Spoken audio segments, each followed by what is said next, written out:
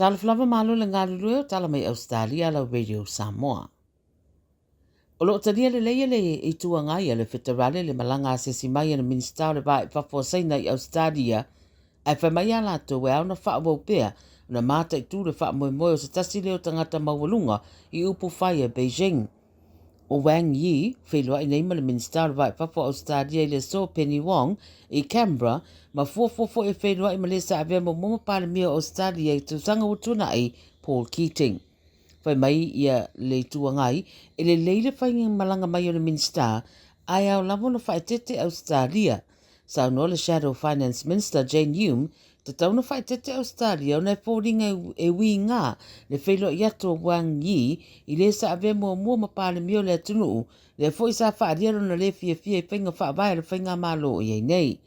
Ta ua Hume, ua ta umai iei lava i le wha mo le minister le o le vai whaposaina, ia wha ma vai ma pū lea mea, ia pol wha Britannia, divide and conquer.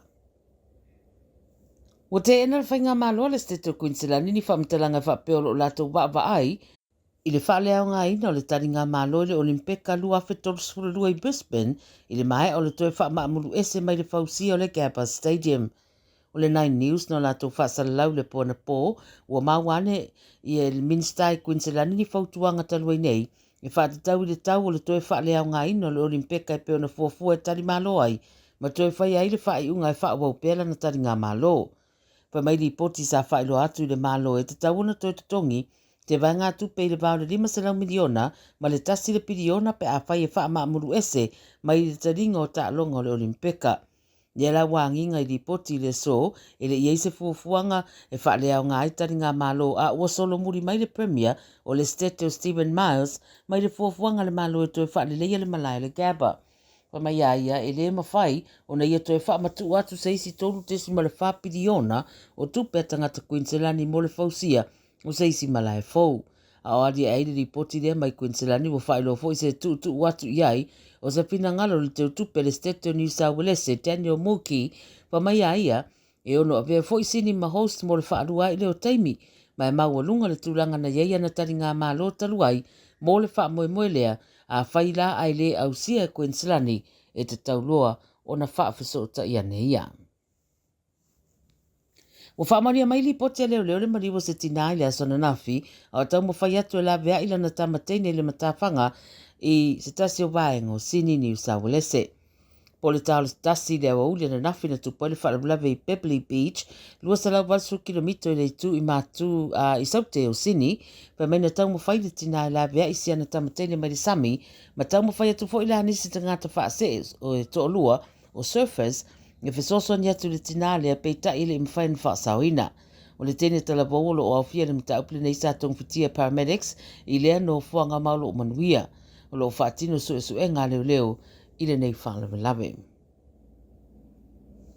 o le kapaka se tasi fale enga le McDonald's leo lo ori putia mai ele papa ne yo fana ile pona poile tu sifo me le pone we mena vala wane leo le McDonald's Friendship Drive Tanit lata i se furulua le pō na pō ina ua ripotia le whaanonga ino le papa ne o whana, muri ane maua leo se li i lunga Tanage Road o lo iei manu anga luna 5. Na ave natu i whanamai mo le whai o tong fitinga, a o le isi li ina maua i tala ane o pisi nisi i Derry Motor Road, e iei fo i manu anga i le pito i lunga o lona tino. Ave natu fo i le whanamai mo le whai e iei o tong fitinga. O whaasale no fuanga na tupai le whaalablave, ma ta avale lua o whai e iei so enga ma tau wha mautua leo po o le atonu le mena tupu. Ma le tala muli, wa sauni le whainga mano le State o Victoria e whaataitai le whaonga ino tau vai po o monitoring bracelets mo tangata talabo e mo lia i sori ngā tūla whono ngonga. Nono winga, o le whaia o lea whaataitai ingo le atu ina i tau vai ia i la tau